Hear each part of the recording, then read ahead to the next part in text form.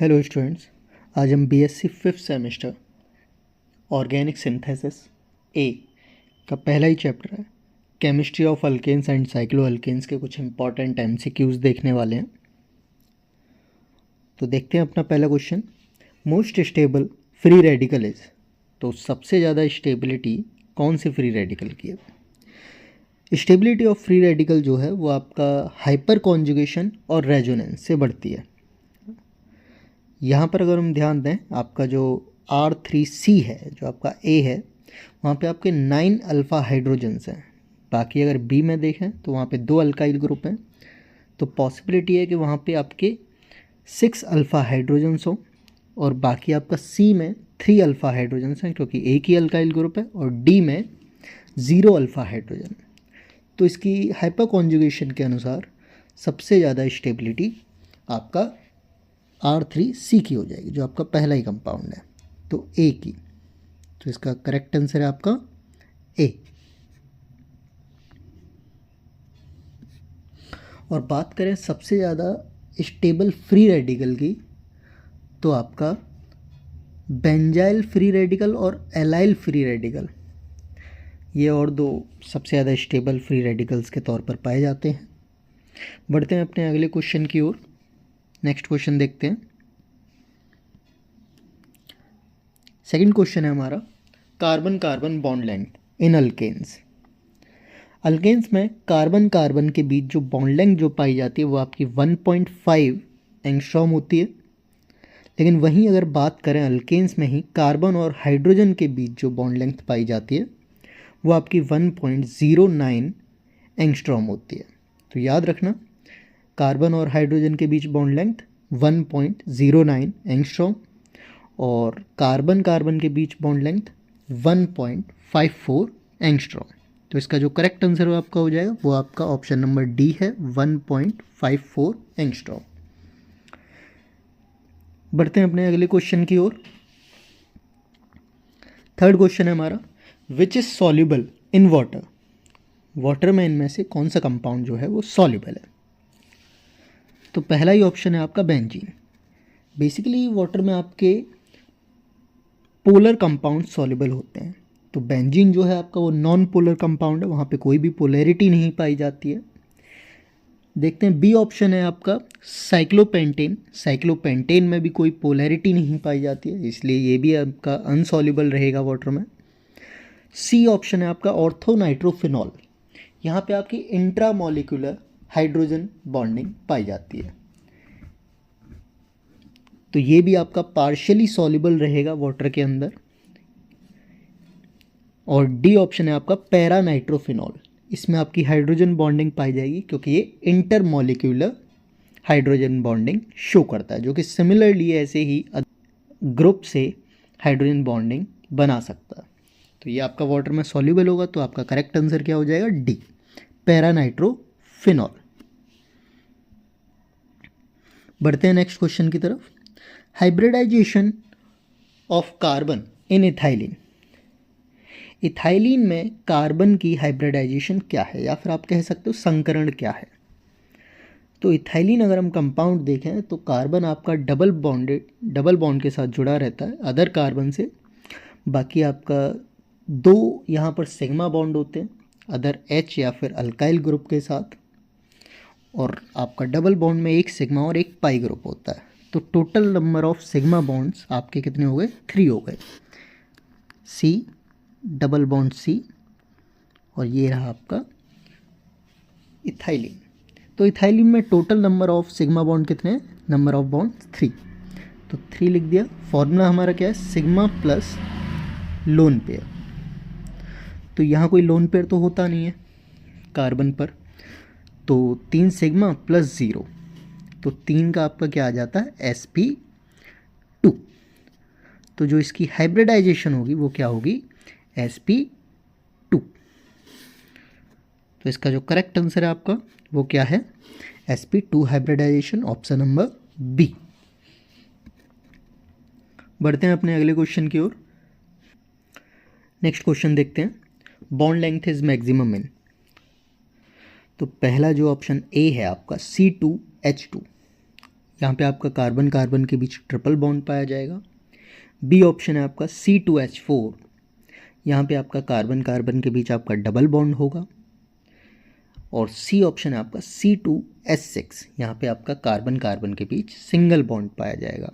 और वहीं बात करें डी ऑप्शन की, तो यहाँ भी आपका कार्बन कार्बन के बीच डबल बॉन्ड होगा, क्योंकि ये आपका कंपाउंड क्या है, CH डबल बॉन्ड CH, और दोनों ही एडजेसेंट कार्बन पे आपका Br जुड़ा हुआ है। बेसिकली ये आपका विसिनल कंपाउंड है। तो इसका जो करेक्ट ऑप्शन जो हो जाएगा आपका कार्बन कार्बन, जहाँ पे सिग्मा बॉन्ड पाया जाएगा वहीं सबसे ज़्यादा बॉन्ड लेंथ होगी।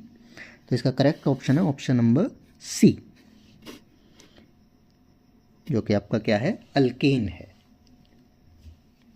मीथेन। बढ़ते हैं अगले क्वेश्चन की ओर। अगला क्वेश्चन देखते हैं। कार्बीनेज, इनमें से कार्बीन कौन सा है?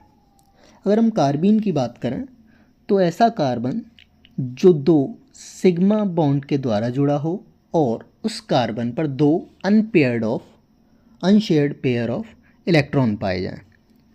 तो यहाँ पे आपका जो ऑप्शन नंबर डी है, उस कार्बन पे आपके दो अनशेयर्ड इलेक्ट्रॉन पेयर हैं और दो सिग्मा बॉन्ड है जो कि दो H के साथ जुड़ा हुआ है। तो इसका जो करेक्ट ऑप्शन हो जाएगा वो आपका ऑप्शन नंबर डी हो जाएगा।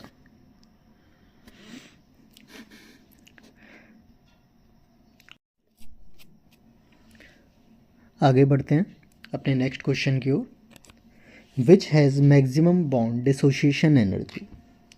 तो यहाँ अगर हम देखें ऑप्शन ए में आपका सिग्मा बॉन्ड है, वहीं आपका ऑप्शन बी में सिग्मा व पाई बॉन्ड है, डबल बॉन्ड।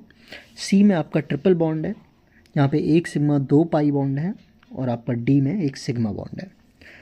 तो अगर आपकी बॉन्ड लेंथ अगर आपकी ज़्यादा होती है तो उतना ही ज़्यादा बॉन्ड आपका वीकर होता चलता है।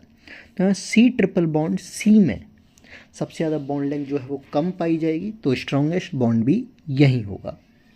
और बात करें सी ट्रिपल बॉन्ड सी की, जो बॉन्ड डिसोसिएशन एनर्जी है वो 835 किलो जूल पर मोल होती है। तो इसका जो करेक्ट ऑप्शन हो जाएगा कि मैक्सिमम बॉन्ड डिसोसिएशन एनर्जी, मतलब किसका बॉन्ड टूटने में आपको सबसे ज़्यादा एनर्जी की आवश्यकता होगी, वो आपका क्या है, एसिटिलीन की एनर्जी। तो सी ट्रिपल बॉन्ड सी आपका इसका करेक्ट ऑप्शन है। तो देखते हैं अपना अगला question. Hybridization of carbon in benzene is. तो बेंजीन में जो हाइब्रिडाइजेशन है वो आपकी क्या है? तो यहाँ भी कार्बन आपका 3 सिग्मा बॉन्ड और एक पाई बॉन्ड के साथ जुड़ा रहता है। तो हाइब्रिडाइजेशन जो होगी according to sigma plus lone pair, तो total number of sigma bond कितने हो गए हमारे, 3 हो गए, और लोन पेयर कार्बन पे 0, तो sp2 हाइब्रिडाइजेशन। तो यहाँ बेंजीन की हाइब्रिडाइजेशन क्या हो जाएगी, बेंजीन के एक कार्बन की sp2 हाइब्रिडाइजेशन।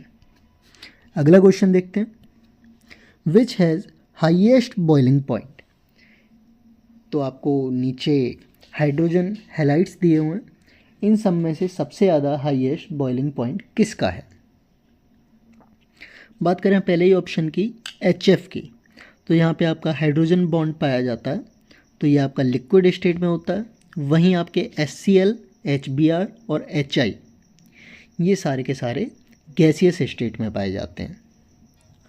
तो मैक्सिमम अगर हम बात करें बॉइलिंग पॉइंट की, तो वो आपका HF का होता है, जो कि आपका कितना है, 19.5 डिग्री सेल्सियस, 19.5 डिग्री सेल्सियस। और वहीं बात करें HI का, तो उसका माइनस के 36 डिग्री सेल्सियस के अप्रॉक्स होता है। बाकी HBr एंड HCl इन सब का और भी कम होता है, क्योंकि HI, HBr और HCl में वैन वाल फोर्सेस, मॉलिक्यूलर मास और इनके एटॉमिक साइज़ पर इनका बॉइलिंग पॉइंट निर्भर करता है। इसलिए इन तीनों में सबसे ज़्यादा जो बॉइलिंग पॉइंट है वो HI का होता है। वहीं HF का बॉइलिंग पॉइंट 19.5 डिग्री सेल्सियस होता है। तो इसका जो करेक्ट ऑप्शन है आपका वो ए है। HF का बॉइलिंग पॉइंट कितना है, 19.5 डिग्री सेल्सियस। बढ़ते हैं अगले क्वेश्चन की ओर। Which one is not an electrophile. तो इनमें से कौन सा इलेक्ट्रोफाइल नहीं है? एक ऐसा कंपाउंड जो जिसको इलेक्ट्रॉन की नीड हो वही इलेक्ट्रोफाइल होता है, या फिर जो इलेक्ट्रॉन डेफिशिएंट हो वह आपका इलेक्ट्रोफाइल कहलाता है, जिसके पास इलेक्ट्रॉन की कमी हो। तो NO2 यहाँ पर आपका पॉजिटिव चार्ज है, तो सिंपल सी बात है, जब पॉजिटिव चार्ज आ रहा है तो इलेक्ट्रॉन की कमी होगी, तो ये तो आपका इलेक्ट्रोफाइल हो गया। AlCl3 की बात करें तो ये भी आपका इलेक्ट्रोफाइल है। वहीं बात करें R3C पॉजिटिव की, जो कि आपका कार्ब कैटायन आयन है, यहाँ भी आपका एक इलेक्ट्रॉन की कमी रहती है, तो ये भी आपका एक इलेक्ट्रोफाइल है। वहीं बात करें NH3 की, तो यहाँ पे नाइट्रोजन के 3 सिग्मा बॉन्ड है, साथ में इसका ऑक्टेट भी कंप्लीट है, और नाइट्रोजन के ऊपर एक लोन पेयर भी पाया जाता है। तो इसका जो करेक्ट ऑप्शन हो जाएगा वो ऑप्शन नंबर सी है। NH3 क्या है आपका, इलेक्ट्रोफाइल नहीं है। तो इसका करेक्ट ऑप्शन जो है वो क्या हो गया, सी। बढ़ते हैं अपने अगले क्वेश्चन की ओर। हाइपर कॉन्जुगेशन इज, तो हाइपर कॉन्जुगेशन क्या है? हाइपर कॉन्जुगेशन को नो बॉन्ड रेजोनेंस भी कहा जाता है। हाइपर कॉन्जुगेशन को नो बॉन्ड रेजोनेंस भी कहा जाता है। ये अल्कीन, कार्बोकैटायन और फ्री रेडिकल्स के ऐसे कार्बन एटम्स जिनके पास कम से कम एक अल्फा हाइड्रोजन हो वहाँ पाई जाती है। तो इसका जो करेक्ट ऑप्शन है वो आपका सिग्मा पाई कॉन्जुगेशन है। क्या है, सिग्मा पाई कॉन्जुगेशन। और याद रहे, हाइपर कॉन्जुगेशन को सिग्मा पाई कॉन्जुगेशन कहा जाता है, और साथ ही नो बॉन्ड रेजोनेंस भी कहा जाता है। तो इसका जो करेक्ट ऑप्शन आपका हो जाए वो आपका ऑप्शन नंबर सी है। That's all for today. आज के लिए इतना ही, मिलते हैं अगली वीडियो में। साथ ही एग्ज़ाम के लिए इम्पॉर्टेंट MCQs की तैयारी के लिए इस चैनल को सब्सक्राइब करें। धन्यवाद।